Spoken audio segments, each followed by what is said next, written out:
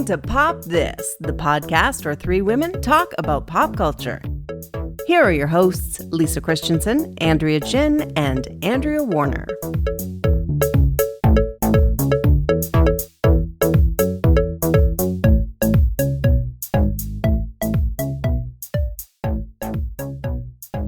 All right, so confession time. I'm back on Wordle. I gave it up.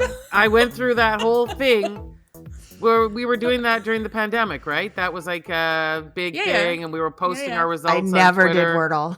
You never did Wordle? Oh, no. my gosh. I don't even really know how it works or anything. It's fun. I mean, it's you just have to try. You get 6 tries to guess the 5-letter word. That is it. Yeah, I think my nephews were playing it for a while, but I never got into it. I like word games. I tend to sometimes, like, if I'm playing on my phone, I want to mix up a word game with like a little aiming game, you know? Oh, yeah. See, I don't play any of those games. I don't really actually like games mostly. I think they make me feel stupid because if I can't get them, then I'm like, why did I go out of my way for my leisure time to make myself feel stupid? Like, that is remarkably dumb. But like, isn't that like a lot of word games? Like, yeah, I know. And so okay. but here's what I underestimated about the whole thing is that the more you do them, the better you get at them. And I just would give up so quickly. Yeah. I don't know. There's a little meme. I don't know if you've ever seen it of this tiny girl. She's like a little, almost just like a baby. And she's got the straw and she's trying to put it in this cup. I don't know if you've seen it. And she pushes it a couple of times and doesn't get it. And then finally just chucks it in the air in complete frustration. That's me. I give up all the time. If it's slightly hard, slightly uncomfortable, I'm done. I'm moving on. I put it away. I don't want anything. So I went back to Wordle and I also do the New York Times spelling bee. And that one used to confound me as well. And the more I do it, the better I've got. And it's... Look at you. Right? You're growing as a person. Growing. You know, you learned this something. journey I'm on. I heard someone say that this morning, and I've been over that word for a very long time, but they were talking about decluttering their home and they called it a journey. Honestly, it sometimes is a journey. Like, I gotta say, what a time. As Lisa's laughing, the background of her house is like this pristine and neat, beautiful museum piece, zero of, like, clutter, Danish living. Yeah. Well, I throw everything out. That's and that can be a problem for people I've lived with in the past, where they ask for things. And they're gone. I'm like, I didn't know you needed that. It seemed that it hadn't been touched for a good few hours. It needed to go.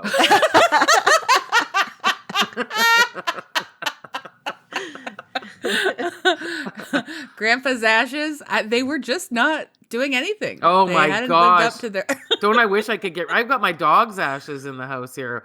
I wish I could get rid of those, but for some reason I kept them. Poor Arfie. I'm sure he didn't even want to be cremated. But you know. Okay.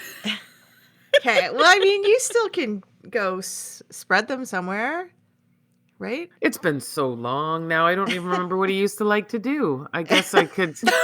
I mean, he was a dog. Like, he probably walks, right? Well, yeah, but you more special than that? Yeah, he was Arfie. He was a perfect dog. I mean, okay, well, look, I'm getting a lot of mixed messages. Yeah, I know. He was a perfect dog, and you don't remember a freaking thing about what he liked. I don't know specifically where I would take the ashes for his walk. Like, I mean, I see. That's pretty generic. You just take a dog for a walk down your own street, right? What about just a little sort of I don't know, like a little rock design in the backyard? You could bury the ashes in the garden or something. Yeah, I've got them in a box right now, and I feel like a little overwhelmed with still having them, but they're still here. And we have gone from Wordle to dog ashes. And I saw the other day on Twitter that someone at a Value Village or something had come across a urn filled with ashes. No. and figured it was a small one, so they figured it must have been someone's pet. Thankfully, not a relative. How did that but get? I assumed those things there was some kind of filtering system that when you dropped off a bunch of junk that they looked through it. No, I think that they do actually, but sometimes I would expect that there's so much stuff to look through. Someone sees like a thing and they're like, "Oh, it's just a nice vase," and they don't bother to like lift the lid. You know? Yeah. It just slips through. Or a real weirdo brought the ashes into the Value Village and left them there, and then left. We took Honestly, what a fun prank. Sorry, Yeah. I don't know. I was gonna say we took my grandmother's ashes and put them in the yard of a house that was my grandfather and her had rented.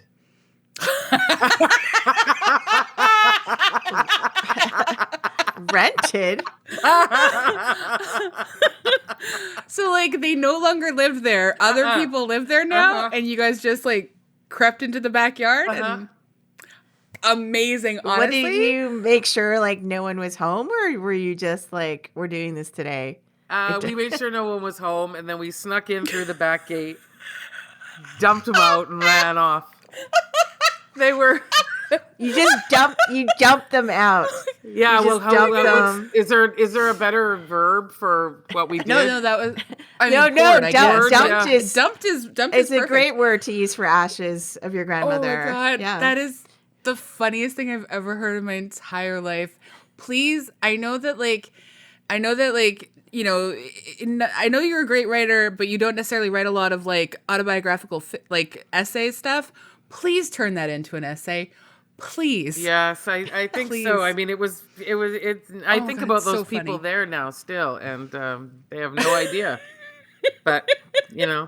There's just a mysterious small pile of sandy ashes in their backyard one day. Yeah, and if they went and tried to hold them, they'd be really surprised. But I think they're probably just going to avoid them. But Oh my God. But my grandma really loved that house, and she loved living there. And if they could have owned Honestly, it, they would. So yeah, and I think like I feel like you really honored her. well, we did. I think Yeah. myself would like to tell people that they need cremate me and then separate the ashes, give little piles to everybody, and make them go on vacation with me and dump them wherever they go. That's nice. That's nice. Yeah. I mean, I don't know that I'm gonna make like the top 20 of like getting a piece of you, but if I'm happy to. Where would you take me? Let's see. I'll put you on the list. This is really turning into a morbid conversation. No, it's good to talk about this stuff. I would wherever you want to go. Like I could take you to Spain, or I could take you to Hawaii, or I could take you like I feel like you deserve to be somewhere like either really like urban and fun, or really like beachy and chill. Yeah, I like that idea. Yeah, somewhere Like definitely a sunny place. sunny locale. It has to be sunny. Yeah, with a nice sea. Yeah, I will ponder this and I will get back to you. So we can quit the morbidness of the podcast right now and move on to something instead of morbid, something that was extremely frustrating for at least one of us. Well, I mean, also, I would assume, I haven't made it through to the end, but I gotta assume it involves death at some point. Sex, drugs, and rock and roll, baby. It always ends up in death. So, this is a perfect segue, and I refuse to say it is not. I agree with you wholeheartedly.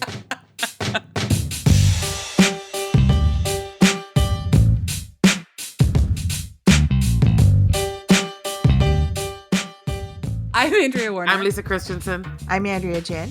And you're listening to Pop This. And today, we are diving into Daisy Jones and the Six. The miniseries. Yes. Yeah. No, it's good clarification. There's so many episodes. Yeah. I can't even. I'm just like, I feel like the story can be told, like in maybe like 6 episodes. It didn't Or a mean, movie, like, maybe. or a movie. Yeah, it's 10 Yeah. episodes. Yeah. I didn't realize there was 10. So I only watched the first 3. Mm-hmm. Yeah, me too. 8. Okay, and Lisa? I've watched all of them. Okay, great. I don't know great. why, really. I do know why. It's the same, we're just finishing up Easter. And, those Hershey's Kisses, they're not particularly good chocolate. They're not good at all. But I love them. I love them. I love the badness of them. I love the sad little foil all over them.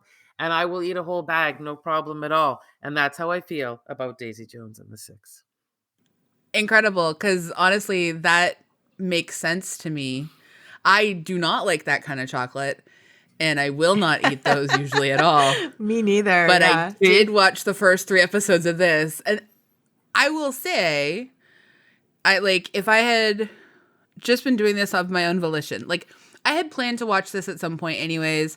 I've got the book in my Audible app waiting for me to I wanted to watch it before I read it because I had heard such great things about the Audible performance of the book, and the audio performance of the book. But about halfway through the first episode, I was like, oh damn, if I didn't have to watch all 3, I'd be out. I gotta say, this is rough stuff. And then I got through the second episode and I was like, oh damn, this is not getting any easier. And then I got to the third episode, and we got to the last 5 minutes of or maybe the last 10 minutes of the third episode. And I'm not saying there aren't performances I like in it, and there aren't characters I like in it. Like that, I do like pieces of it. But it was only in the final 10 minutes of the third episode where I was like, God, I'm gonna watch this whole damn thing, aren't I? That's the Hershey's Kisses reference. Yeah, no, it makes sense to me. I know that I am gonna stick it out, and then I probably will do the audiobook as well since I already own it. But this is not quality programming, I gotta say. Oh, it's something, but I'm not sure if you'd call it that for sure. Yes. I kind of before I knew we were doing this, I started watching the first episode, and I just watched maybe 30 minutes of it, and I was like, no, I can't do this. Yeah. I can't do this. And so I just kind of let it slide and just forgot about it. And then I went back to it and I was like, I guess I got to rewatch those damn 30 minutes because now I've completely deleted it from my mind. So I had to start all over again. And yeah, it's I don't know. I'm not familiar with the story of Fleetwood Mac, so I'm interested to know if either of you are. And I mean, I like Fleetwood Mac's music, and I understand the 70s were a great time for this kind of music, but this story just seems so oh, I've seen this before. I know what's gonna happen. This is just fresh. It is not. That I will say. It is not fresh. It doesn't present a different. It also, but not only that, it feels especially stale and clunky and formulaic. It doesn't. Yeah, it feels like it was made 15 years ago. It feels contemporary to 15 years ago. Well, I guess it is set in the 90s, but even for it being sort of set in the 90s and the 70s, it's not good enough to be out in 2023. You know what I mean? It's very peculiar to me because what I was feeling as I was watching it was that the people I really liked, I just didn't like what they had to do, which is an odd thing to say. It was I liked these characters. I liked the actors playing them. I just didn't really go with what they were doing. Does that make sense? Well, because it does, because so little of the character motivations feel real. Yeah. At all. The shift from Billy as this driven artist who wants to make it and wants this band to happen to him, all that it takes for him to fall apart as a human being is that he goes on a tour with his band and suddenly he's got 2 women sucking him off in a van and he's an alcoholic and a drug addict. It was fast. He really went there quickly. It was so fast. Yeah. It was stupid. Yeah. And and I'm not saying that as that addiction doesn't happen like that, and that addiction doesn't I understand addiction can happen quickly, and that addiction is a family, DNA, genetic sort of predisposition, et cetera, et cetera, et cetera. But just this constant barrage of him being I don't want to be my father, but I'm going to do everything my father did. What a baby. What a boring. Like, Yeah. that's why. I mean, that's why. Yeah, Candy I really is, like, hate that character. Yeah, no, Yeah. and I could handle all of it, but not the choice to write that he didn't see his child for several months was very odd, very very odd. Well, and also just like, I guess we're gonna spoil some stuff, but like, Yeah, two of us have only seen up to the first 3 episodes, so but it is done in flashbacks, so we sort of know anyway. We know elements of it Yeah. for sure. Like, we just don't know the extent of everything. Yeah. But just, and the other, I gotta say, and just like, I mean, there are some satisfying moments where we get to see the women of this film world and this theatrical world, like, do some badass things or whatever. But it's always like them having to hold Billy to account for something, or to like try and make men be better. And like, I'm not saying that that's not what the 70s was. I was 'cause going to think say it we was know. the 70s. Yeah. We know that the 70s was like a little bit horrific and terrible. But like, it just like strips them entirely of like their own characterhood. You know what I mean? Like, it's the flattest characters.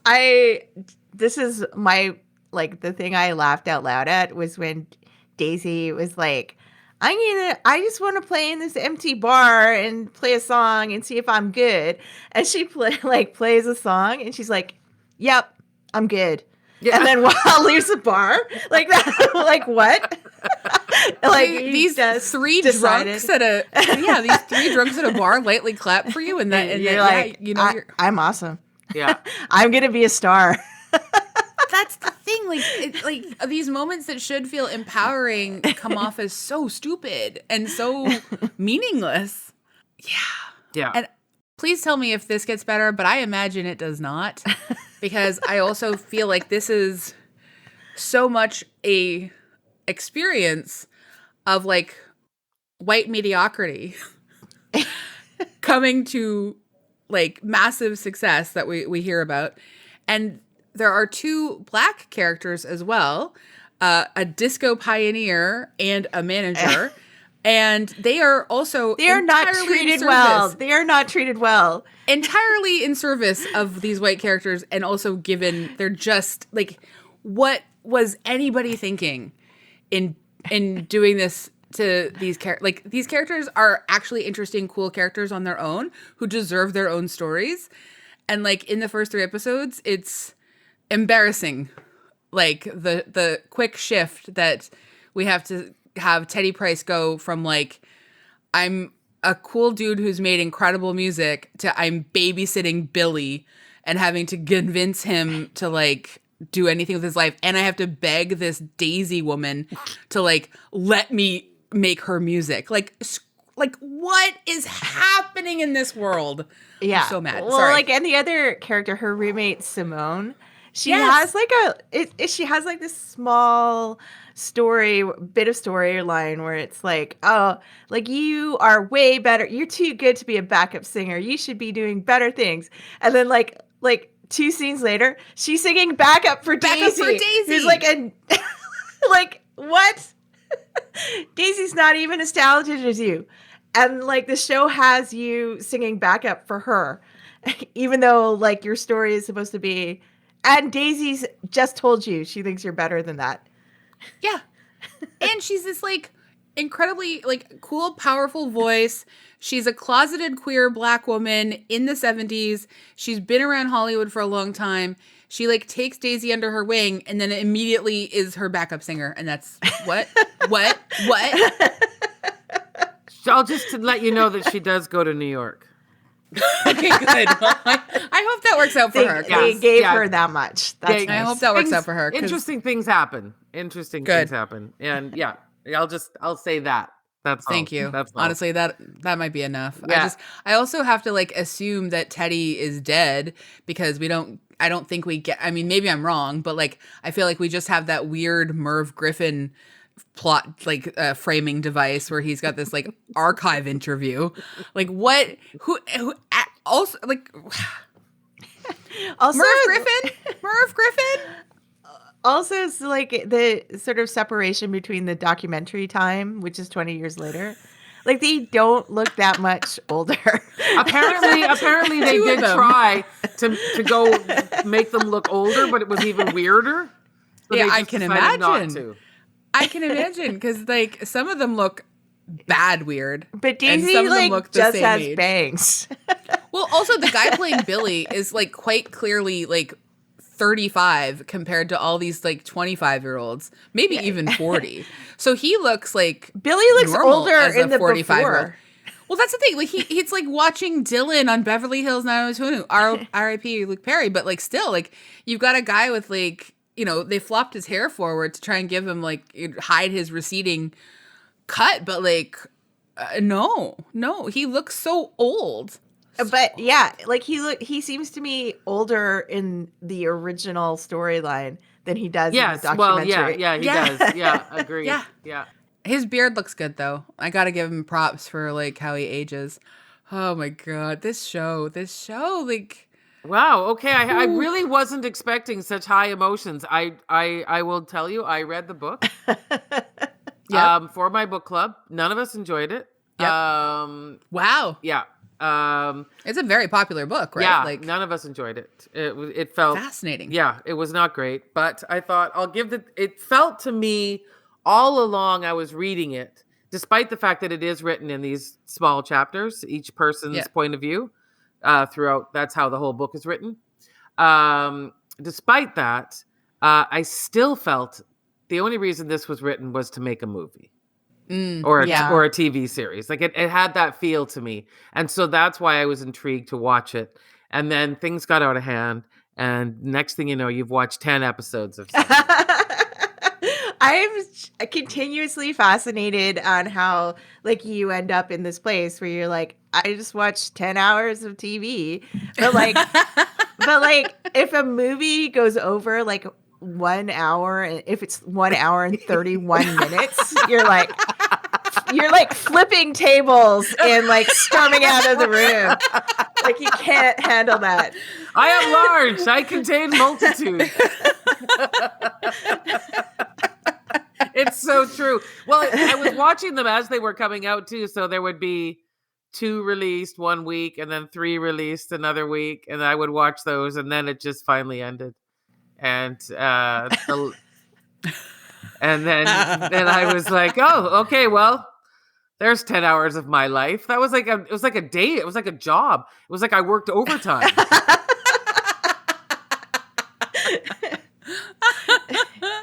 Incredible. But like, and I just want to be clear. You had recommended we do this for the podcast. Yeah, because I thought it would be a lot of fun. I thought it's got music like the in listeners are like, why are we even talking about this? Yeah, I was like, because it's got music. It was a lot of fun. It was silly. Yep. It was corny. I love 70s music movies. I love that era. And like when we did A Star Is Born, the Barbra Streisand, Chris Christopherson, that was just. I love that movie. I love that movie, and it is just as corny and bad as this show. I've got to say. No, I think A Star Is Born is high cinema. Okay, well, fair, but it has a feel that I like. To be fair to A Star Is Born, it was actually they didn't think they were making a period piece. No, and that's why it feels more authentic because yes, it does exactly. They actually did the work of translating it to the 70s, and maybe with some consultation of people that like just. I will say like the few bright spots of the show for me are like Camilla Morone. When she violently assaults Billy, I felt really pleased to watch that. I don't often go for like just domestic violence as a character win, but I thought that was a good scene, and she really acted the crap out of that. Because she's really cast in such a kind of thankless role on a lot of levels, but I think she brings as much power as she can to that role, so that was really good. There are a few moments of Riley like that are good. Again, I like the actor playing Simone. And I haven't seen a lot of Suki Waterhouse like so far in the first 3 episodes, but she kind of pleases me every time she's on screen. Like she has that sort of Debbie Harry meets Lucinda Williams, but with an English accent wow, vibe, that's and great, I kind of enjoy that. I'm glad that they didn't make her change her English accent too. Yeah. I like that part of her. I'm happy about that too. And that's been a big complaint, is that the characters, like each person got a chapter, like, you know, like it went, so it really wasn't as Daisy Billy focused in the book Oh, okay. as the miniseries is. But we should read the background and synopsis. Oh God, we've done all of this without reading any of the background or synopsis. That's so funny. Wow. Sorry. We just launched in. Yeah. Well, I'll take on the background here. I love it. 30 minutes into this podcast, you're going to find out what we're talking about. Yeah, exactly. If you don't know.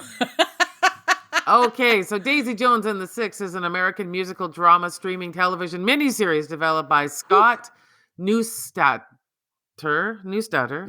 and Michael Weber, based on the 2019 novel of the same name by Taylor Jenkins Reid. Set in Los Angeles music scene in the 1970s, the series charts the rise and fall of the fictional titular rock band through a documentary-style series of interviews with the members and footage of concerts and recording sessions, complete with vocals by series leads Riley Keough as Daisy and Sam Claflin as Billy, founder of the Six.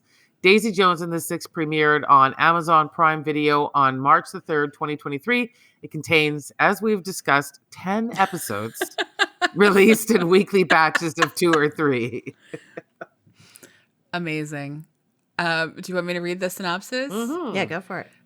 Daisy Jones and the Six follows the story of an iconic 1970s band fronted by 2 feuding yet charismatic lead singers, Daisy Jones and Billy Dunn. Drawn together by personal and artistic chemistry, their complicated musical partnership catapulted the band from obscurity to unbelievable fame. Then, after a sold-out show at Chicago's Soldier Field, they suddenly called it quits. Now, 2 decades later, the band members finally agreed to reveal the truth. Set to the soundtrack of original music from Daisy Jones and the Six, this is the story of how an iconic band imploded at the height of its powers. Everything about that description really appeals to me. Yeah. Which is why we read the book. I haven't yet. Yeah. But I will. Yeah. And it's why I had a lot of hope going in. So yes, there you go. So that was one of the questions I wanted to ask both of you. Is, what were your expectations going in? Well, so I'm curious to know, like, is this the Fleetwood Mac story? Like, is that Not really. what happened really. with their band? No, it's very loosely inspired, but like not really even, because it's supposed to be like what, Mick and Stevie as like the sort of. Well, I mean, Stevie and Lindsey Buckingham had been a couple. Yeah. When they joined, the already Fleetwood Mac was already going. There were 3 members. And then subsequently, Stevie left Lindsey for Mick, you said? I think so. And then there were 2 other members of Fleetwood Mac that were married, and then they split up. And then they started seeing other people. But within the band, like, were Christine and Lindsay together? No. Christine and John McVie were a couple. They were married. Oh, that's right. Yes, of course. Yeah, and then they split up, and then they started seeing other people. So I think she got the genesis of this soap opera in a band, and the album Rumors is supposed to be this almost like a therapy session. It was like all of the angst and love and hatred and everything came out in that album, which is why in this show everything points to this one album called Aurora that was supposed to do the same thing, which is supposed to be the peak of this band and all of the crazy stuff that was going on. Huh. Yeah, but I feel like they sort of borrow from like a few different sort of messy bands. Like, yes. And Lisa, you sent that article that Carl wrote for Slate, and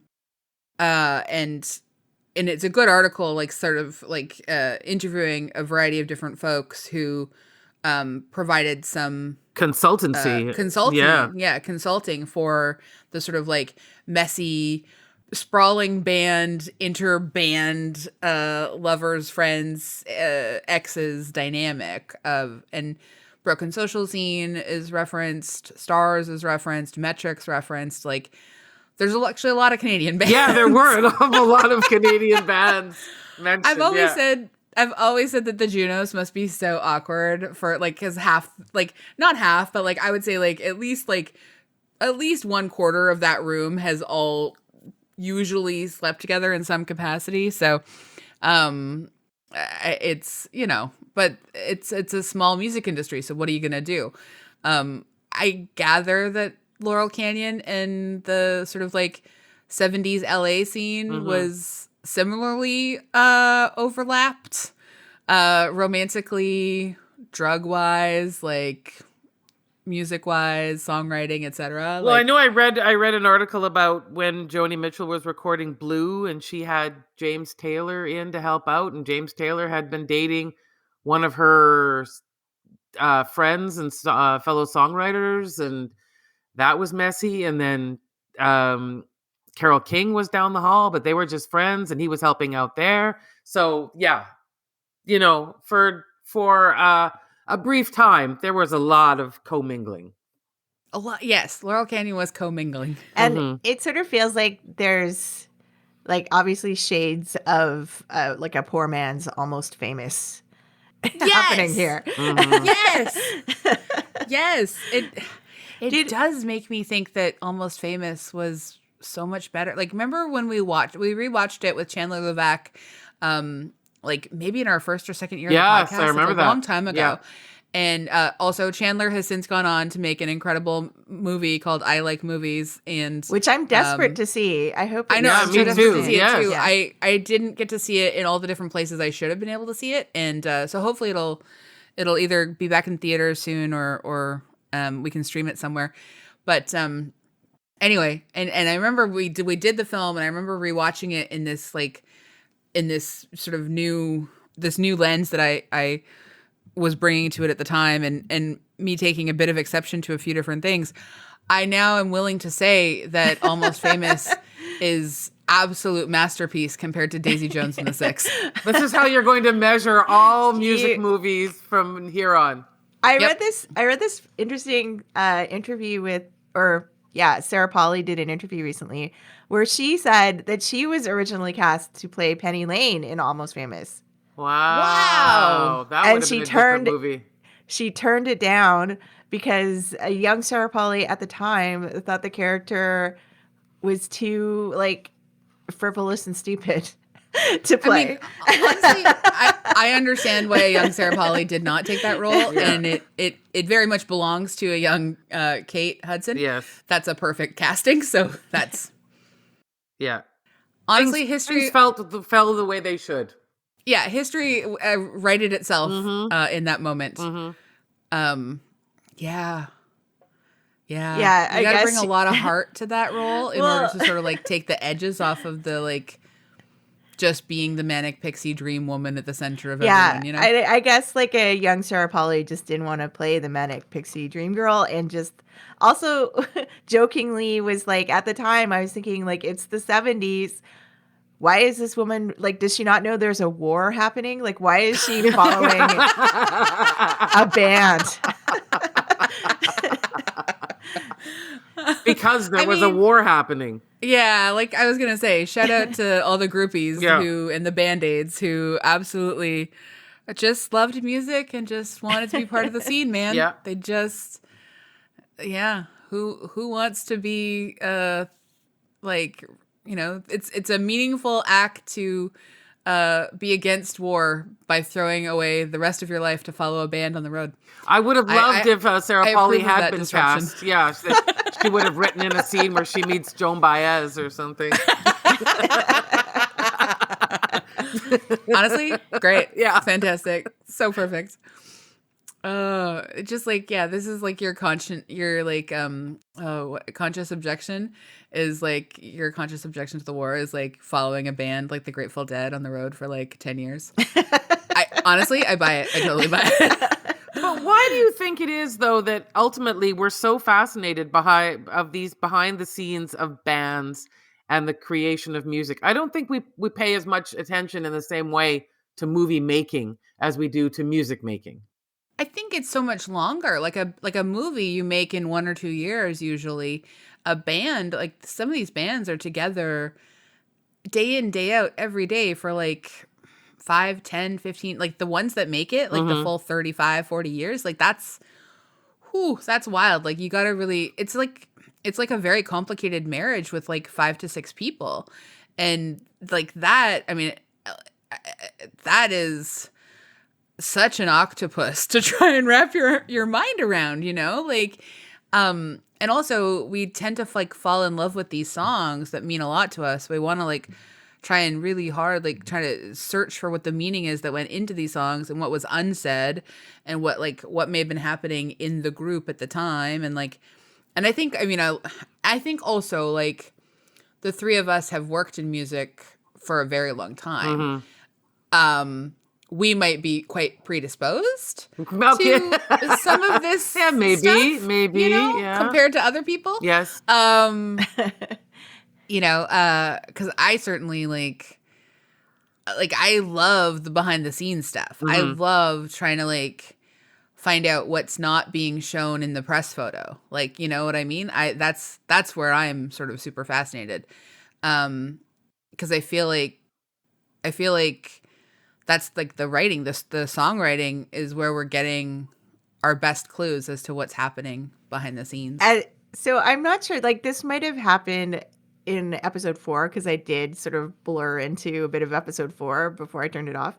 But one of the parts that I actually like was when Daisy is talking about how she, or maybe it's episode 3, but she doesn't want to. It's episode 3. She doesn't want to sing his song because it's probably about his wife in the rain.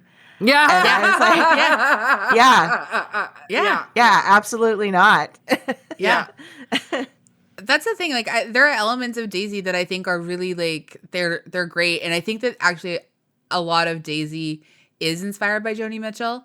Like that Joni was like, well, you don't know what my song should sound like, and I feel like we sort of, but you also do need to sometimes listen to other people who've been around for a long time who can help you understand the rules of songwriting so that then you can break them in a way that still gets your song heard.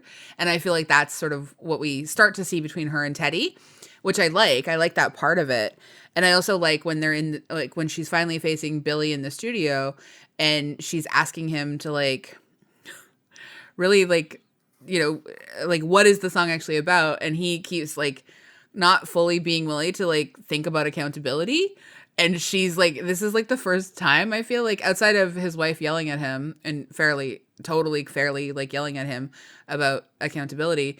Like this is the first time he's really understanding the question and how it's being asked. And like, he can only do that with this woman who he knows is, I think, from what I've seen, like instinctively better at songwriting than him. And this is going to torture him and also like, you know, rise his passions. Yes. Well, see, I also think, I don't know if the movie is, or if the TV show or whatever streaming platform event, miniseries. Thank you. I don't know if it conveys this or if it's just something that I believe in, so I projected it onto this show. But that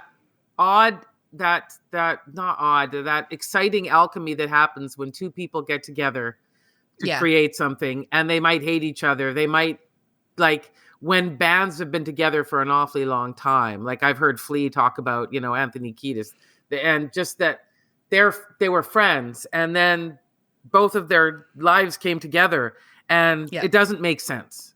It doesn't make sense at all yet in the creation of these things they create. That's where it makes sense. Yeah. And I think that that's actually kind of like the last 5 minutes of episode 3 when I hear their voices blend together. That's actually kind of the part that's like, okay, fine, I'm going to finish this. Like that's the moment where I was like, all right, fine. Like I may not care much for Billy, or the portrayal of him as a young person. I'm much preferring looking at bearded Billy for many reasons, I suppose. Just because of your beard fetish, maybe? as a personal visual preference. Well, and also he looks so distractingly old compared to the other actors in the younger years. I can't let go of it. And also I guess maybe like it's not the most believable portrait of just any of the things that he has to portray as a young man are very believable, but in his older character sort of iteration, I buy his sort of like wistful wisdom. Mm-hmm. Like I get every sad sort of smile. Like I think the acting is so good by that actor as older Billy, and he, for whatever reason, younger Billy, it's not working for me. I don't know that Riley Keough is very good as older Daisy. She's better as younger Daisy. Interesting. You have really thought this through. Yeah. Yeah. I've thought a lot about it since last night when I watched all 3 episodes back to back. It's confusing.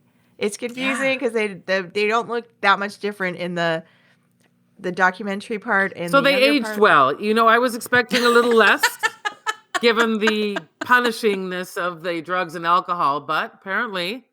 Billy's like reversed aged. Yeah. And Cammy is because like when you see the same. Yeah. When you see him first meet Camilla in the laundromat, it's like this really middle-aged guy talking about how he's living with his mom and coming to the laundromat and doing laundry and picking up like a teenager. This skinny creeper going for this 17-year-old girl, or 18-year-old girl. Yeah, it didn't feel good. No.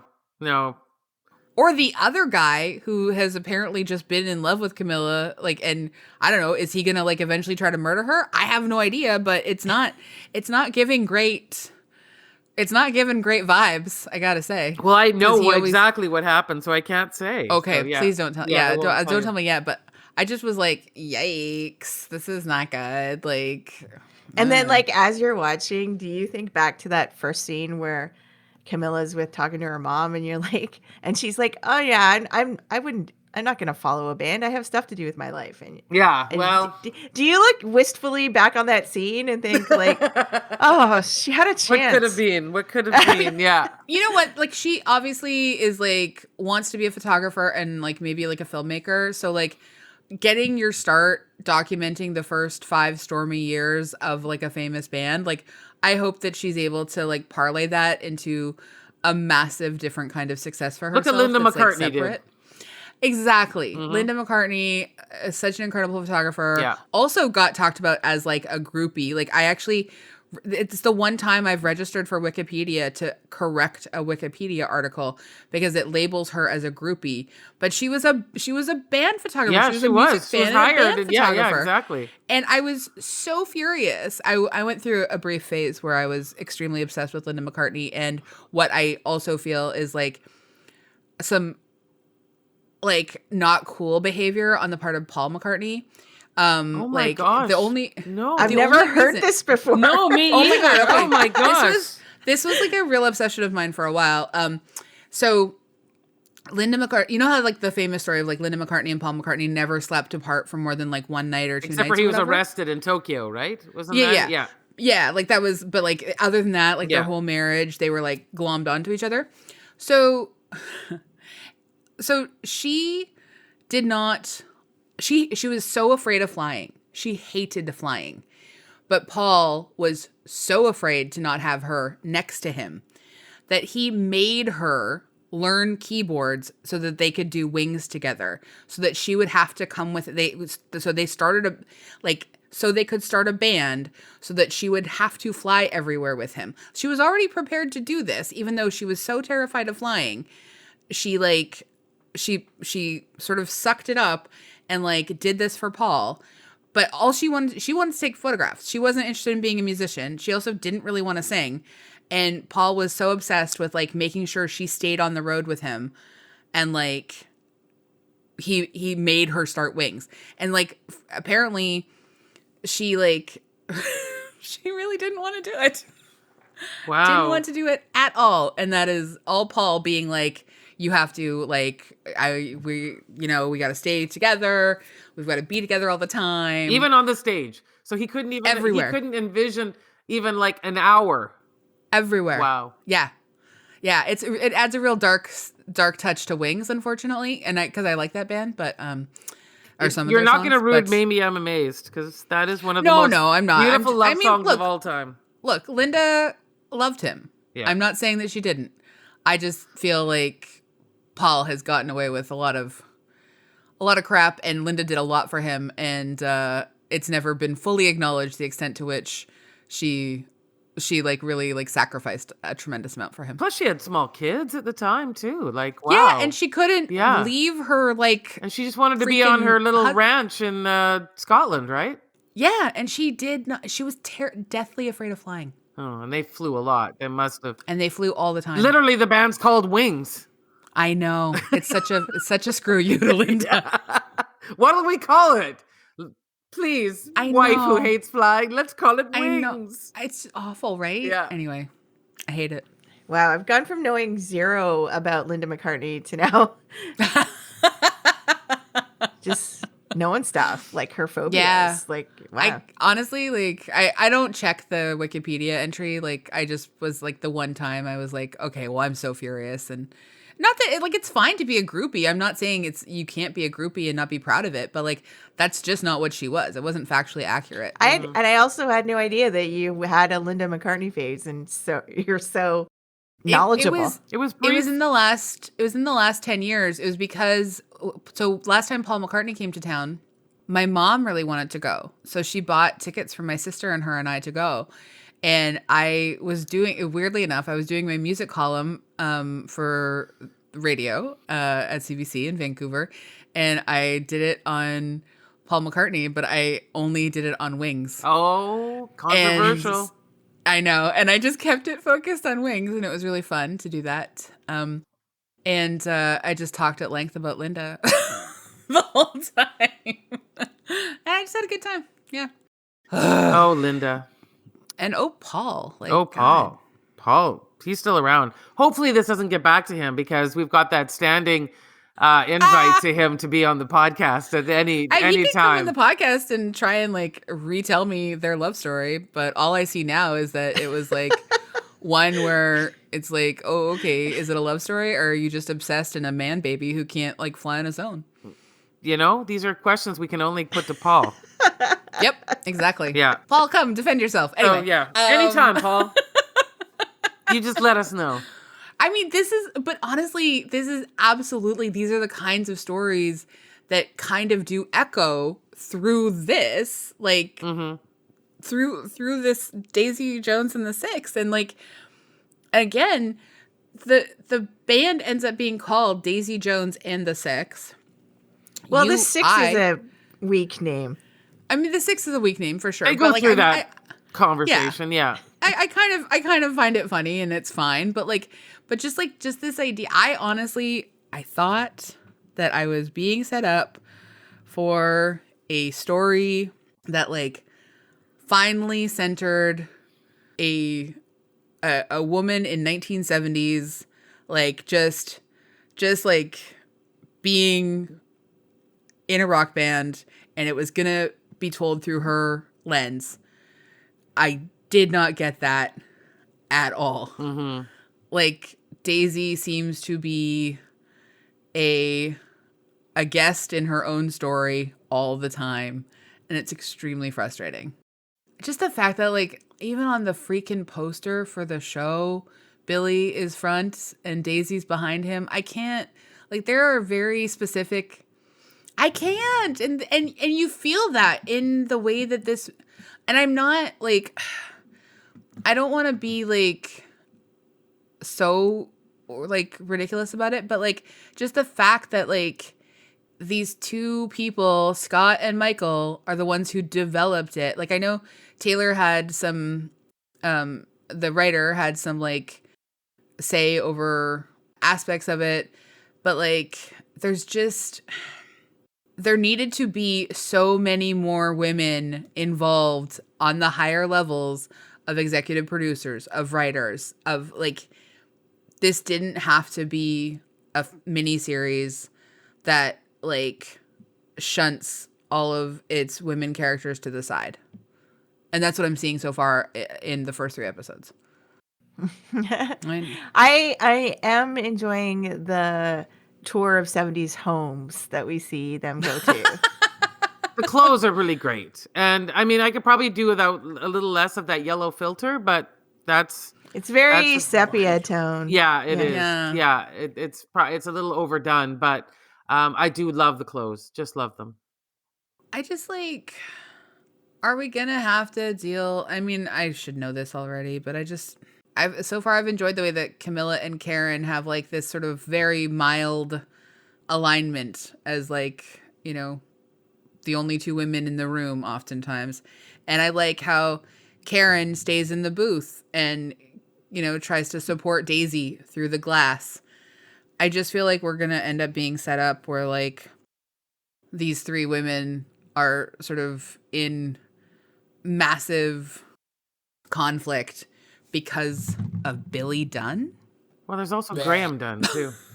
Yeah, well, that guy too. Yeah. Blech. Yeah. Both of them. Blech.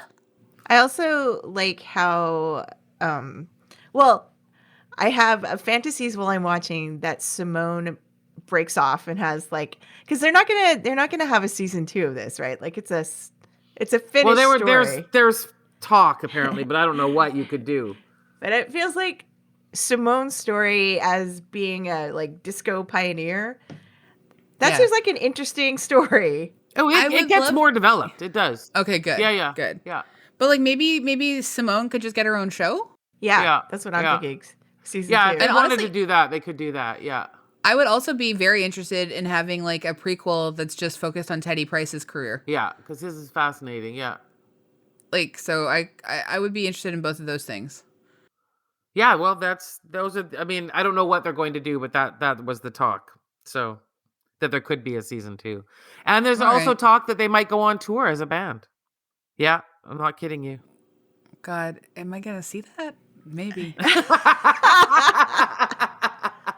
I'll be right there with that bag of Hershey's chocolates right next to you. All right. Well, we got some dreams, guys. What do you do? But we've come to a very pivotal point. Does Daisy Jones and the Six pop? It's tricky. Really? I mean, because I'll go first. I'll say for me, it does not pop, and I will just tell people to save yourself. Do not hit play on it, because like Andrea and Lisa here, you may just get sucked in. That's what happened. Unwittingly. Yeah. And then 10 hours of your life you'll never get back. And it's 10 hours. Yeah. So just don't even hit play. It does not pop for me. It's some angry pops. I'll give it maybe like, I'll give it like a balloon that sort of you're trying to blow it up and then it flies away and it makes that farting sound. That's what it gives for me. So it's like a quarter pop kind of, and that's just for like the few bright moments that transpire in the first 3 episodes, and I say I'm gonna finish it. I think I probably will, but I will say this: 2 or 3 years after Bridgerton, I've still never finished that. Yeah. So Me neither. Yeah, me neither. Oh boy. So yeah, my popping, I'm gonna go that it filled the time. It happened and it filled the time. I can't say it's the best thing I've ever watched, but I don't think it's the worst thing. I don't know what happened to me. Something happened. I continued watching. Good luck, everyone. incredible. What a time.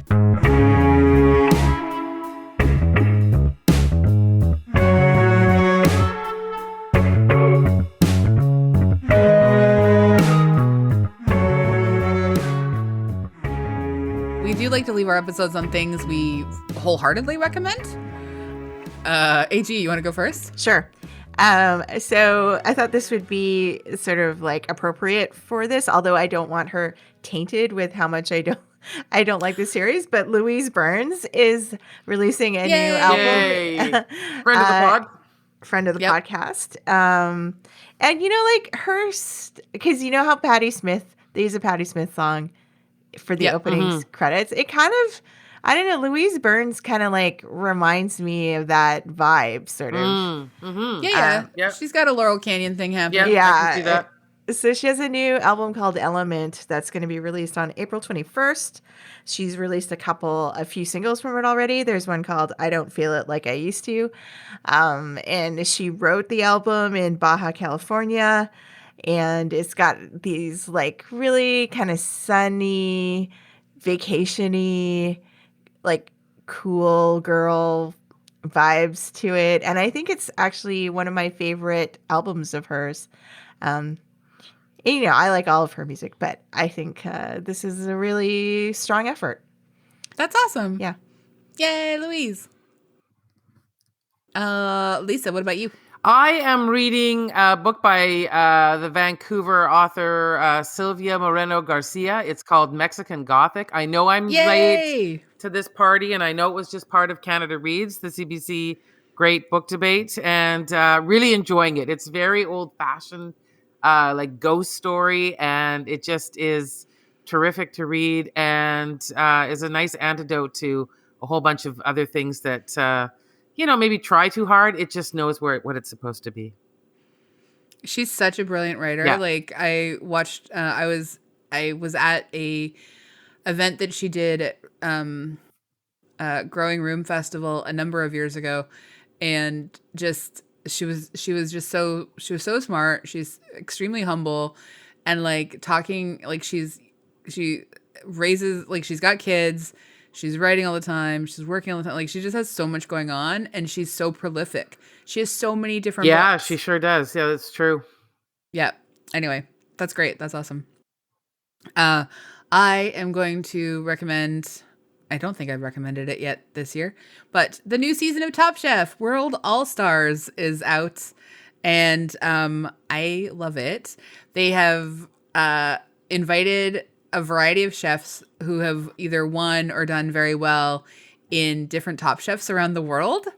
And they're all in London. And it's so cool and interesting to see all these different chefs who are like at the like top of their game and like in competition with each other. But also like this year, there's not like sort of like a classic bad guy edit yet on anybody. Like you kind of root for almost everyone, and there's just some like really wonderful, cool chefs that we might otherwise, especially like North American viewing audiences, might otherwise never have gotten to know before, because we don't get like Top Chef Italy or Top Chef Middle East, or anyway, there's some cool people, there's some good storylines, really wonderful chefs, and I'm really enjoying it. Well, we covered all the bases there. Music, book, TV. We did it. We do what we can. Mm-hmm. We're an all-service station. Exactly. This podcast. Thank you, everyone, for listening. You could hang out with us on Twitter, Facebook, Instagram. You could email us at popthiscollective@gmail.com. And you could rate us 5 stars. 5 stars.